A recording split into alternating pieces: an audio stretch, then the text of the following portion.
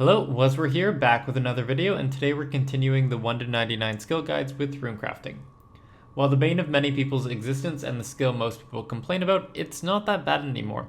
Between the archaeology relics, the price of runes, and the demonic skull, runecrafting can be a breeze. As with always, let's start off with the useful items. The first thing to talk about is the outfits. As with most skills, there are two. The regular XP boosting outfit, which can be obtained in-game, each piece giving 1% XP, and wearing the full set gives another 1% XP, so a total of 5 as there are 4 pieces. The invention scaling outfit is crafted with fragments, which you can start gaining at level 70, and you can start making the outfit pieces from level 80 onwards. The master ethereal outfit is very powerful for 2 reasons. First of all, the infinity body can store 12 essence. This increases the essence you can do per run, which increases XP per hour. And for methods like souls, it means that you can do the 4-trip method, but while without it you can't. On top of that, the head acts as a wicked hood, so you don't need to worry about wasting an inventory spot on that. In terms of runecrafting pouches, there are 5 in total, ranging from a level 1 requirement for the small pouch, all the way up to level 90 for the massive pouch. If you have all 5 pouches, they can store up to 48 essence in 5 inventory spots, which is a massive increase to your essence used per run, as by the end you can get up to 100, which is about 4 essence per inventory spot. Always use the highest level pouches you can. The Wilderness Sword 1 obtained from the Easy Wilderness task set is a powerful item to have, as it comes with unlimited teleports to Edgeville, which is our convenient banking location. Also, the Wilderness Easy tasks give 2 10k XP lamps, and it has no requirements to actually complete the task set, so this can be done to boost up a slower hard skill to train in the early game. The Unstable Air Rune can be purchased from the Traveling Merchant shop for 250,000 coins. You'll want to camp the shop until you end up with 20,000 points, as that gives you enough points to get the full outfit and a massive pouch. Every skill has urns that makes them useful, and runecrafting is no different. Strong urns work all the way up to blood runes, but if you're going to be doing soul, you're going to need the decorated ones, which are more expensive per XP that you gain. For your preset, take a half-filled urn and a stack of 3 or so empty urns with you on every run, so you don't lose any XP. The demonic skull is a must-have for Abyss runecrafting. It costs 550k to buy from the Mage of Zamorak, and if you get PK'd, you automatically lose it. It also makes you attackable by any combat level and not just the people close to your level. So it is a risk, but it pays off with 350% XP modifier. To close out our essence carrying, we have a special Beast of Burden associated with the skill. These Beast of Burdens can only store pure essence, as the regular Beast of Burdens cannot. For souls, I highly suggest getting the Titan, as it means you can do 2 trips per charge and it makes it much more AFK, but in general, use the highest familiar you can. In terms of rune-specific buffs, we have the following items. The Explorer's Ring 2 gives a 10% chance of extra rune per essence at the elemental altars. The Mauritania Legs 2 gives a 10% chance of an extra rune per essence at the blood altar. The Power Burst of Sorcery doubles the runes per essence multiplier at all runes, so if you were to get 100 bloods, you would then get 200 bloods. This has a 2-minute cooldown, so you can use 30 of them per hour. The Arcane Apoterasaur Farm Totem increases the multiplier on elemental runes by 2 times, so if you happen to be doing air, fire, earth, or water, and you have the farming level, make sure you get your Apoterasaurs in the pen. Last but certainly not least, we have the archaeology relics. Between Persistent Rage, Pouch Protector, and Nexus mod, you can get a great setup going on. The teleporting to the middle saves you time, Persistent Rage makes it nearly impossible to get PK'd, and Pouch Protector saves you the annoyance in having to repair the pouches.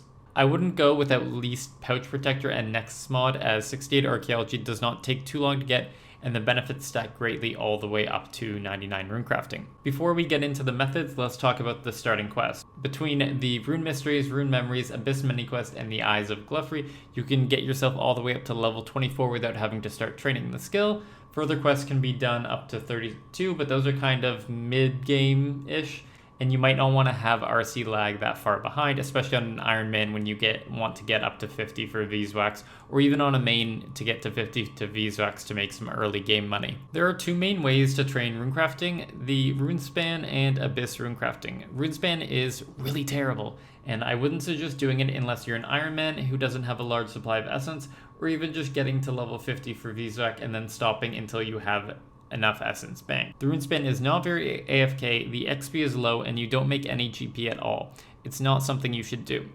But if you insist, you can get there by teleporting to the Runecrafting Guild with the Wicked Hood and entering the correct portal.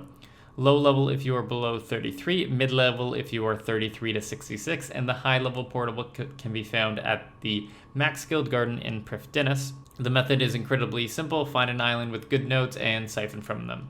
The rune-specific Wraith, Hounds, and Esslings are less XP per hour than the other nodes, but they allow you to stack up a large amount of essence so you don't have to pay attention as much. It's the same thing all the way to 99, except for the islands you hang around change. Right now, shown on screen is the best location to hang around for the low, mid, and high level areas, as it combines big islands to have a variety of nodes, but also the small islands that spawn the good stuff. So if you decide to train runecrafting the quicker and profitable way, we'll be doing Abyss runecrafting, and much like RuneSpan, it's the same method except for its small changes from 1 to 99. The first thing you need to learn is the way to load essence quickly, and it depends on the pouches you have and the familiar you are using, but I'll show you my setup for the max amount of essence. By placing the pouches on the action bar, you can load them incredibly quickly, and each second saved is more runs per hour. So what you want to do is load in the following order: small pouch, infinity body, medium pouch, then you take from the beast of burden to fill your inventory, and then you load the large and giant pouch. At this point, you don't have enough essence to fill your massive pouch, so you want to rebank and reload your essence filling preset, load up the massive pouch, and then reload the bank one final time to have full pouches, full bob, and full inventory of essence. The method is really simple. Have your pouches ready to go and run towards the wilderness wall. When you hop over, you're technically not in the wilderness, so you can surge without putting Bladed Dive on cooldown. Activate Anticipate in case there are any PKers there, and then Bladed Dive to the mage. You can configure her options so that the left click option is to teleport. You'll be teleported to the center, and then you can find your rune to go through it. Craft your runes and teleport back to Edgeville with the Wilderness Sword 1 for another run. It's pretty easy to get 40-second runs, but I'll assume 45 seconds as there will be some loss throughout the hour. The only other thing to know is how to get away from PKers. They're pretty rare, but they seem to always pop up. The first option is to anticipate, and instead of blading diving towards the mage, you bladed dive to the ditch. Your anticipate should last long enough to get you back to the ditch if they happen to teleport block you. If they don't teleport block you, just quickly teleport to Edgeville as soon as possible. The second option is to bring a shield with you and an immortality as soon as you see someone. This makes it nigh impossible to kill you, as the teleport block will clear as you get revived by immortality, which means you can just telly to Edgeville with the sword. Here's an XP table from 1 to 99 of what you can expect from doing air to soul runes.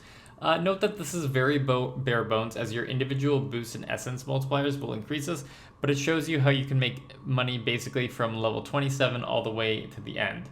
With the right boost, bloods can reach 10 mil per hour. When you get to soul runes, the method changes a little bit differently, as you don't craft soul runes in the same normal way. You have to bring a lot more essence to charge the altar, and then you set off the altar in one big XP drop. You can start doing soul runes at level 90 and the completion of the Menaphos quest, but if you use an extreme runecrafting potion, you can start this as low as level 79. Souls are considerably less money than blood, so I'd only suggest doing them if you are into mid to high level PVM and the GP from bloods doesn't mean as much to you. For soul runes, you want to have the max essence setup, and that allows you to get to the 4-trip method. Trip number 1, you teleport with the portable fairy ring, fill the charger with 100 essence. Then you teleport back to Edgeville and reload up your max essence, teleport with the portable fairy ring again. You charge the altar with 25 charges, fill it up again, and charge the altar again. That means 2.5 minutes of AFK time, then 1 click, and then another 2.5 minutes of AFK time. Then on your 3rd trip, you're gonna do the same thing as your 1st trip, where you teleport with the portable fairy ring and deposit the essence. For the 4th trip, there's a big change, as you're gonna be teleporting through the abyss with the demonic skull. Then you charge the altar for 2.5 minutes, deposit the essence, and then you charge again. At that point, you should be at 100 out of 100 charges, and you can craft your soul runes for 100k XP drop. And then you rinse repeat over and over again. Each run should take you about 12 to 13 minutes to complete, but for a safe estimate, you can assume each one takes 15 minutes if you're going to be dilly-dallying between. That's basically all there is to the runecrafting skill. Not many methods, but I hoped you gained something from this. For the 99 to 120, you're probably going to want to end up doing the same as you did from 90 to 99. So if you did bloods from 90 to 99, it's probably best for you to do bloods from 99 to 120. And same with souls. If you like doing souls from 90 to 99, then you're probably going to want to do souls from 99 to 120. But past that, hope you enjoyed the video. If you have any questions, leave them down below. Past that, have a good day, and I'll catch you in the next one.